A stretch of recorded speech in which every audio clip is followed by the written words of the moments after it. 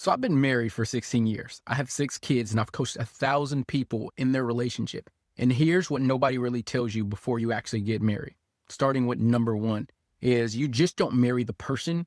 You're marrying everybody who thinks they get a vote. You know exactly who I'm talking about. In-laws, parents, siblings, co-workers. You know, the people that's been divorced twice and has a lot of thoughts about how you should be running your household. And you know, the family members that dangle help and responsibility in front of you, but when it actually comes time to show up, they don't do it. Number two, love is definitely not enough, but neither is trying hard.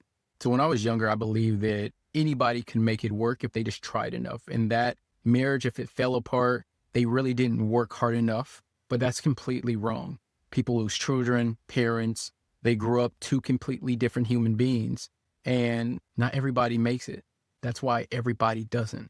Number three, I used to think I was just being patient, but I was actually being avoidant. Earlier in the marriage, I just make excuses. I'll give this person more time, more effort. But a lot of that is just more excuses. It's not patience. It's you're resisting hard conversations that you should be having. So everything you swallow to keep the peace gets stored somewhere and it comes out sideways at the worst possible time, usually over something extremely stupid. Be direct, but be kind because directness feels like conflict in the moment. So number four, nobody warns men that reacting isn't the job. Everybody tells you, be a good husband, be a good father, show up. Nobody tells you. Most of it is anticipation. I remember when there's hard times, most people, they just react and they're like, man, I'm a good reactor. When anything happens, I'm good to go. But nobody tells you that you should prep for things before they happen. Number five, if you want to know whether the marriage is in trouble, don't listen to the fight. Watch who thinks they're alone.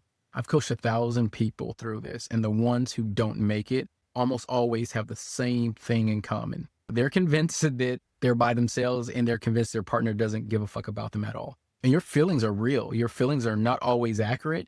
And if you can't tell the difference between those two things, you will burn a good marriage down to the ground and lose self-respect for yourself when this happens. Number six. So everybody told me the more kids you have, it's going to make the marriage harder. And I agree in certain circumstances, but I have 6 and my marriage has actually gotten easier. It's not easier because we work less. It's easier because we stop carrying everything all at once by ourselves. My kids, they have responsibilities. They are self-sufficient, but they're dependent on the family when we actually need each other. We're interdependent. 16 years in, and this is what I got. So drop your best marriage advice in the comments below so we can learn from each other. See you, dudes.